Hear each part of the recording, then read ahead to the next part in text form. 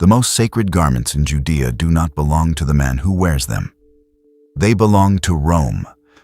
The high priest's robes are locked in a stone chamber inside the Antonia, the fortress the Romans hold above the temple. A Roman guard lights a lamp beside them every day. Days before a festival, the garments are handed down to the high priest, and the day after the feast, he carries them back up and surrenders them again. The holiest clothing in the nation, kept the rest of the year in a Roman vault under a Roman seal. That is the office Joseph Caiaphas holds, and he holds it longer than almost anyone alive. Caiaphas is high priest of Israel for roughly 18 years. To feel how strange that is, you have to know what the office had become under Rome. The high priesthood was meant to be held for life. By the 1st century, it was a Roman appointment, handed out and taken back the way a governor swaps an administrator who has become inconvenient. High priests came and went in a year, 2 years, 3. Valerius Gratus, the prefect before Pontius Pilate, burned through 3 of them before he settled on Caiaphas. And then Caiaphas stays. Through the rest of Gratus, through all 10 years of Pilate, the same man keeps the seat. Nearly 2 decades. You do not last that long by accident. You last by being useful to Rome and by keeping your own people quiet enough that Rome never has a reason to intervene. Caiaphas is the most politically skilled high priest of the entire Roman period in Judea. That is the man the Gospels put in the room with Jesus. Not a fanatic, a survivor. This is the story of Caiaphas, the high priest who sentenced Jesus, and what became of him after. To understand Caiaphas, you have to start with his father-in-law, because for most of Caiaphas's life, the real center of gravity in the priesthood is not Caiaphas. It is a man named Annas. Annas had been high priest himself, appointed around 6 AD when the Romans took direct control of Judea. He held the office for about 9 years before a Roman governor removed him. But removal did not end his power. It barely dented it. Over the following decades, 5 of Annas's sons would hold the high priesthood, and so would his son-in-law, Caiaphas, and later a grandson. Josephus singles this out as something that had happened to no other high priestly family in the nation's history. One man, and then a dynasty pouring out of him into the highest sacred office in Judaism. One relative after another. Annas built something close to a family business out of the temple, and the temple was the largest concentration of wealth and power in Jewish life. The high priestly families controlled the sacrifices, the temple treasury, the appointment of the lesser officials. They controlled, above all, the trade in the outer court. Every pilgrim who came to sacrifice needed an animal certified as unblemished, and the inspection lay in the family's hands, and the approved animal was conveniently for sale at the family's price. Every adult male owed the half-shekel temple tax, and the tax could not be paid in the Roman coins that carried the emperor's image. So the foreign money had to be changed, at the family's tables, at the family's rate. The stalls that ran this trade in the court of the Gentiles had a name. People called them the Bazaars of Annas. Josephus calls Annas a great hoarder of money. The rabbis remembered the household for its greed. The scholar Alfred Edersheim noted that popular anger eventually swept the Bazaars of Annas away a few years before Jerusalem fell, on account of exactly that greed. The family grew rich on an office that was supposed to be about atonement, and the engine of that wealth sat in the outer court in plain view, running through every festival. Hold on to those tables, because when Jesus comes to Jerusalem for the last time, one of the first things he does in the temple is turn them over. He drives out the sellers, overturns the money changers' tables, scatters the coins, and calls the place a den of robbers. The Gospels frame it as a cleansing of his Father's house. But understand what it also was in the plain economics of the city. It was a direct, public, physical assault on the revenue of the high priestly family. He did not just teach something Caiaphas found dangerous. He walked into the source of the family's wealth and knocked it onto the floor in front of the festival crowds. By the time the council meets to decide what to do about him, the high priest has a motive the legends rarely mention. The Galilean has already cost him money, in public, at Passover, in front of everyone. Caiaphas marries into this. He marries Annas's daughter, and around 18 AD he becomes high priest, and from that point the two men operate as a pair. Luke names them together, Annas and Caiaphas, as though the high priesthood were a thing held jointly, even though only one of them legally holds it at a time. The arrangement tells you who Caiaphas is. He is the son-in-law who made himself indispensable. The younger man who held the title, while the older man held the influence, and made that work for nearly 20 years without the seams showing. Both men are Sadducees. This matters for what is coming. The Sadducees were the aristocratic priestly party, the wealthy establishment that ran the temple. They accepted only the 5 books of Moses as binding. They did not believe in a resurrection of the dead. They did not believe in angels or spirits. Their world was this world, the temple and its order, their position and its security. A movement built around a man raised from the dead would strike at the exact point where their theology and their power met. Remember that. When Caiaphas confronts the followers of Jesus, he is not only defending his office, he is defending a view of reality in which what they are claiming simply cannot have happened. So picture the world Caiaphas moves through in the year Jesus comes to Jerusalem for the last time. The temple Herod rebuilt dominates the city, a platform of white stone and gold so bright, Josephus says travelers had to look away from it in the sun. Caiaphas presides over all of it. He presides over the Sanhedrin, the Council of 71 that governs Jewish religious life. He answers to Pilate, and Pilate answers to Tiberius in Rome. And the whole arrangement holds together because men like Caiaphas keep it holding. His job, stripped to its core, is to prevent exactly the kind of disturbance that draws Roman legions into the streets of Jerusalem. But the office is more than politics. And to feel what is about to happen to it, you have to see the one day it exists for. Once a year, on the Day of Atonement, the high priest does the thing no other human being in Israel is permitted to do. He goes behind the veil, through the great curtain, into the Holy of Holies, the inner chamber where the presence of God is held to dwell, and where the penalty for entering wrongly is death. He goes in alone. He goes in with blood, the blood of a bull for his own sins and a goat for the people's, and he sprinkles it before the mercy seat. He wears plain linen for it, not the gold and the breastplate, just white. And the bells are sewn along the hem of the priestly robe, so their sound marks his movement in the holy place.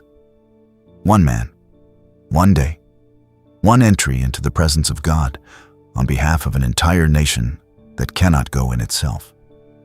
That is the office at its heart. Caiaphas is the single human gate through which a sinful people reaches an unapproachable holiness, and he is the only one who holds the key. Everything else, the politics, the wealth, the management of Rome, sits on top of that one function. He is the man who goes behind the curtain. Remember the curtain, we will come back to it. And then a teacher from Galilee rides into the city to crowds, shouting that the kingdom of God has come. The Gospel of John gives us the moment the decision is made, and it gives us Caiaphas's own words. The chief priests and Pharisees call a meeting of the council. They are afraid. This man, Jesus, is performing signs. The people are following him. And if it spreads, John has them say, the Romans will come and take away both our place and our nation. Our place, the temple, their position in it. That is the fear in the room. Not blasphemy first, exposure. the fear that one more messianic disturbance brings Rome down on all of them. And into that fear, Caiaphas speaks. "You know nothing at all," he tells them. "You do not understand that it is better for you that one man should die for the people than that the whole nation perish." It is a piece of cold political arithmetic. One life against the nation. Hand over the troublemaker. Protect the institution. Keep Rome satisfied. Caiaphas is doing what he has done for nearly 20 years, calculating the cost of order and deciding who pays it.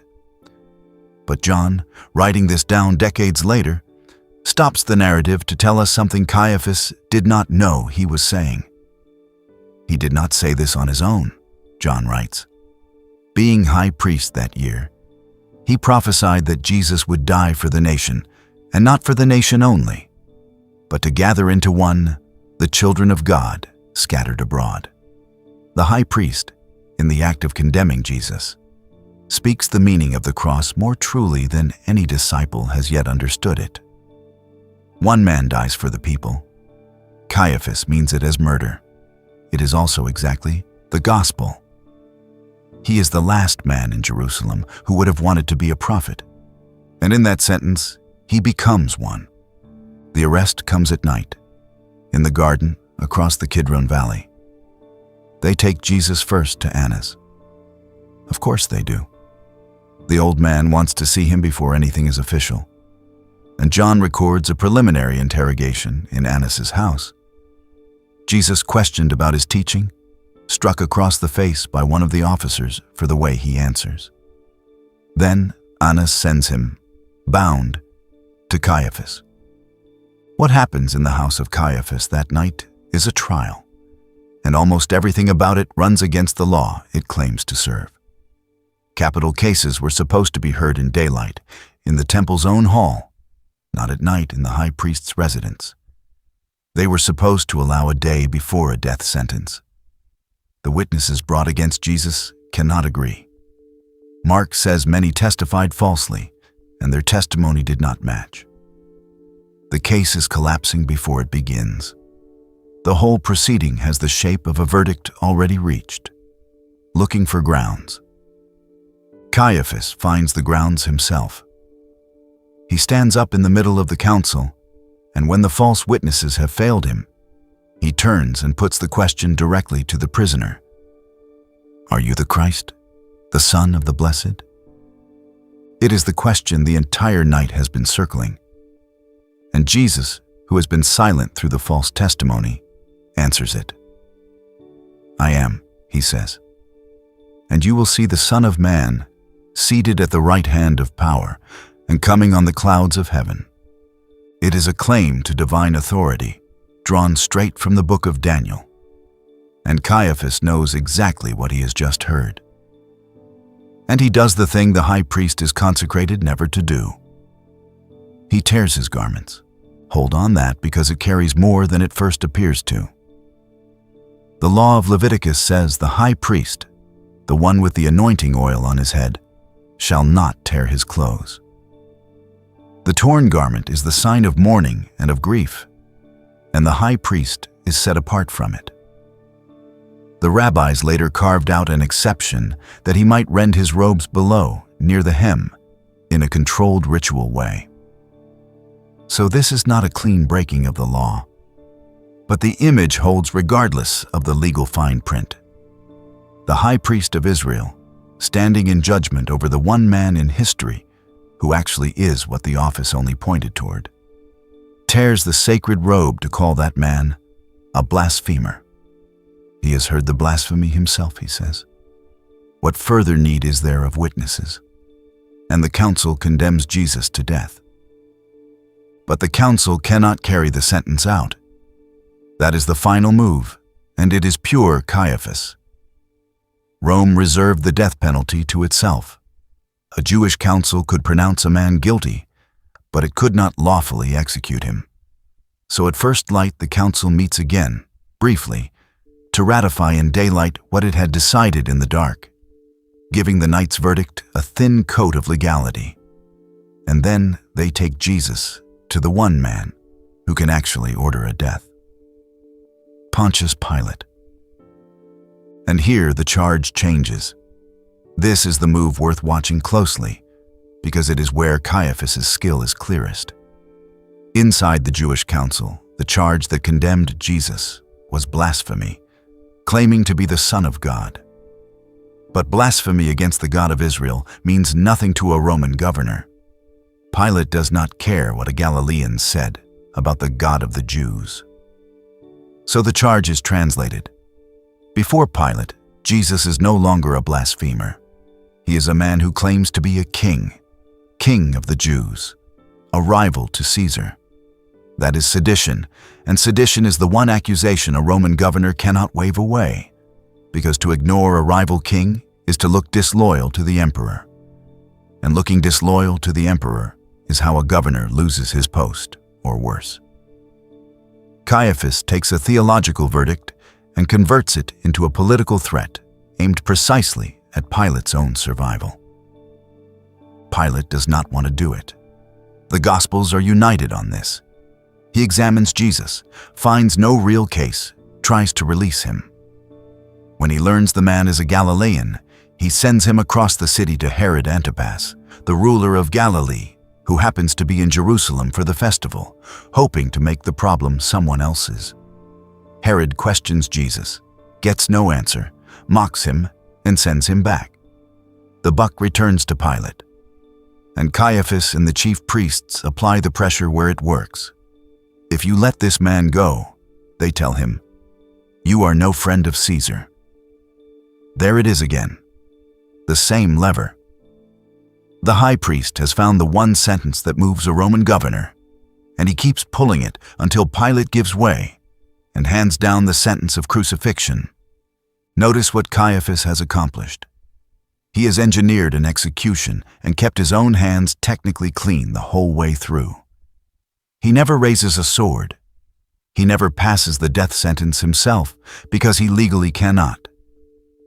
The cross at the end of it is a Roman cross, raised by Roman soldiers under a Roman governor's order. The high priest never has to give the order to kill. He only has to make sure the order gets given by someone who can be maneuvered into giving it. That is the whole craft of the man, performed at the highest stakes of his career. He removes the threat to the temple and its trade, satisfies the fear in the council, and leaves the blood on Rome's hands and not on his.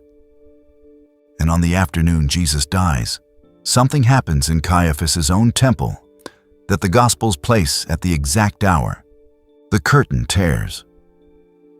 In front of the Holy of Holies hung a massive veil, the barrier between the innermost chamber, where the presence of God was held to dwell, and everything outside it. Behind that curtain, no one went, ever, except the high priest, and him only once a year, on the Day of Atonement, with blood. After elaborate purification, the curtain was the whole logic of the system made into cloth. It said, God is holy.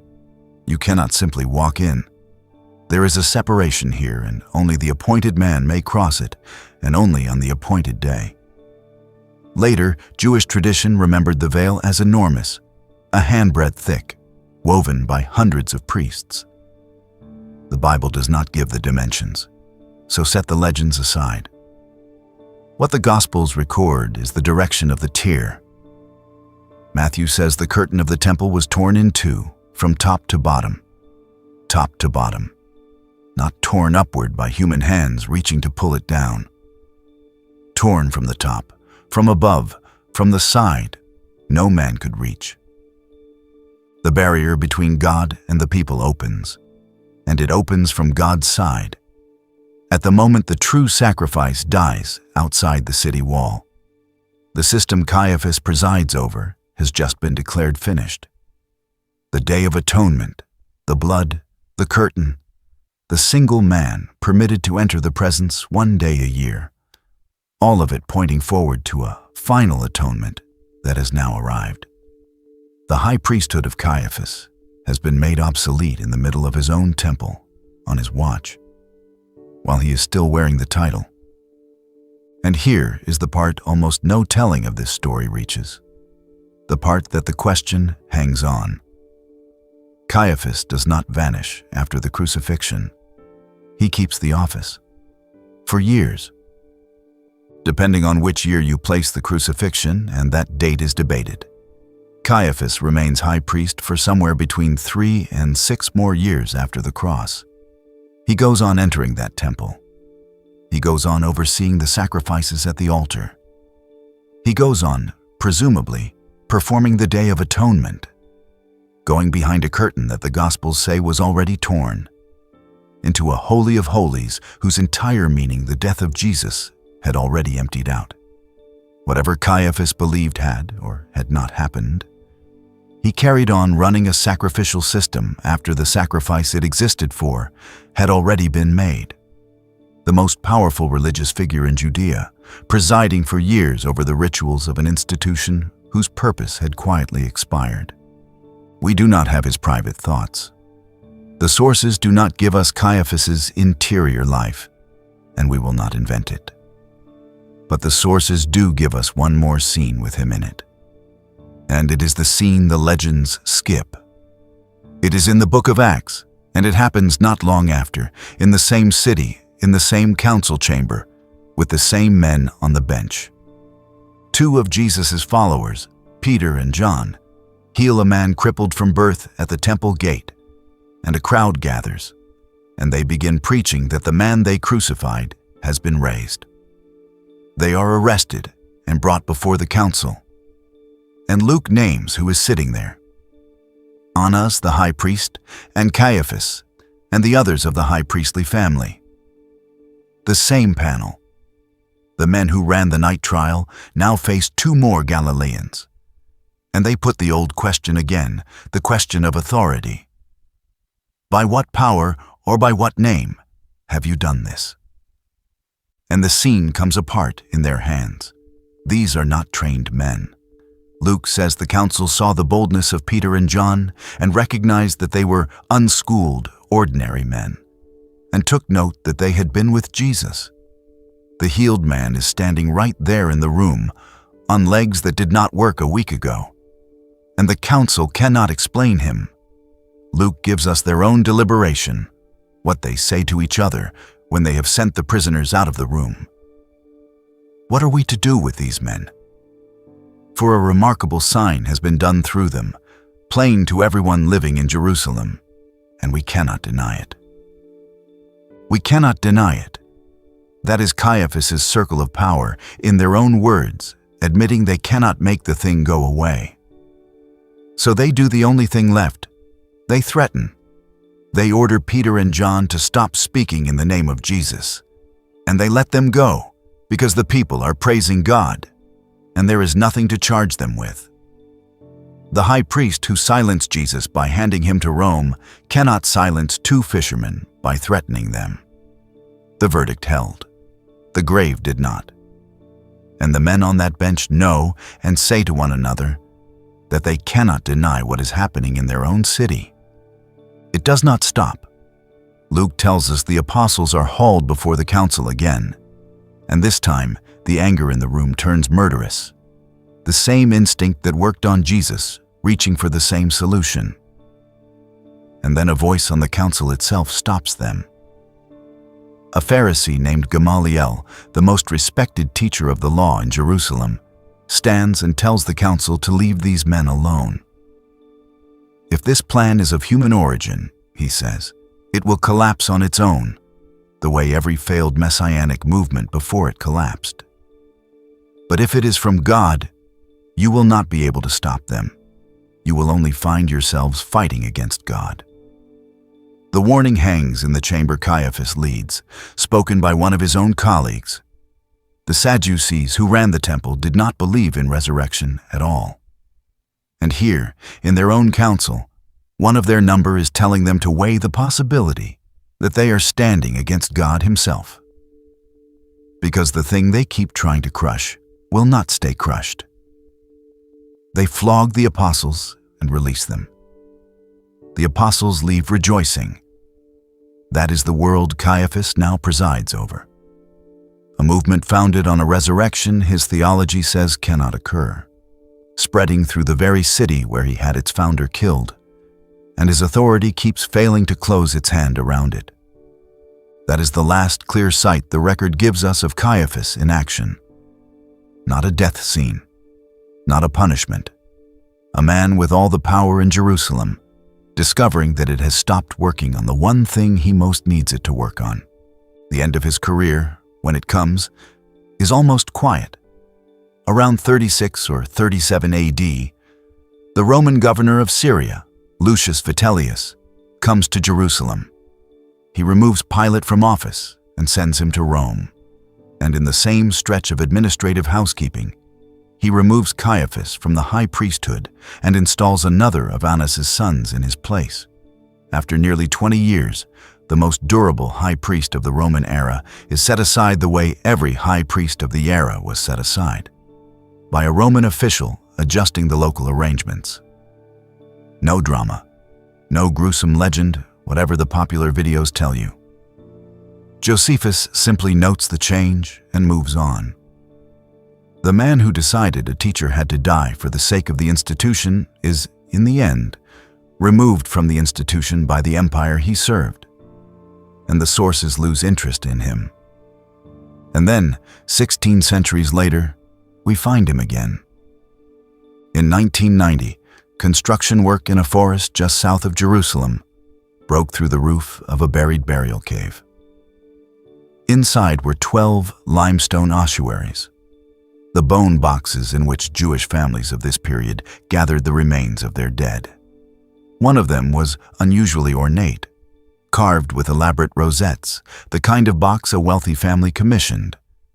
And twice on its surface, scratched into the stone in Aramaic, was a name: Yehoseph bar Caiapha, Joseph, son of Caiaphas.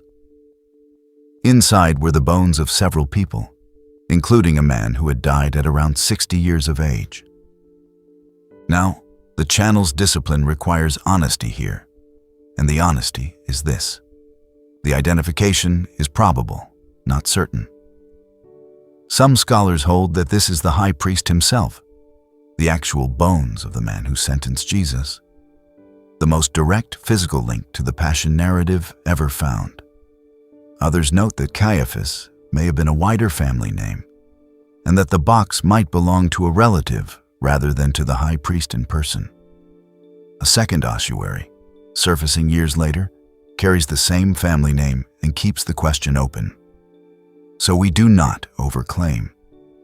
What we can say is firm enough. The Caiaphas family was real. Their tomb has been found.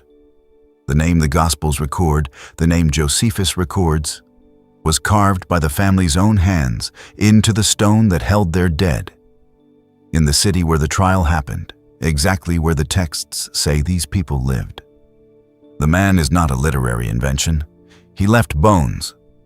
Set the ossuary beside the torn curtain, and the shape of the whole story comes clear. Caiaphas spent his life as the guardian of access to God. That was the office. The high priest was the one man who could pass the curtain, the human gate through which a sinful nation reached an unapproachable holiness, one day a year by blood. Caiaphas guarded that gate longer and more skillfully than anyone of his era. And in defending it, he handed over to execution the one person through whom that access was actually being thrown open to everyone, forever.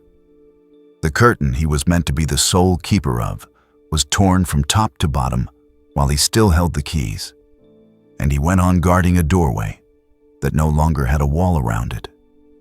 He declared that one man should die for the people.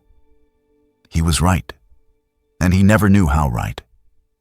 He tore his robe to condemn the true high priest, the one whose offering would make his own office unnecessary.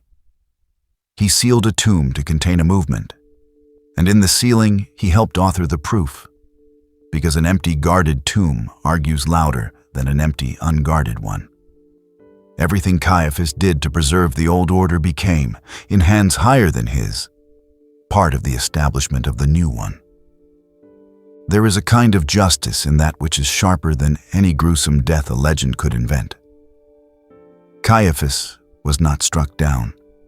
He was left in place, left to preside year after year, over a holiness that had already moved, over a curtain already torn, over a system whose meaning had walked out of the building and risen from a grave he had personally tried to secure.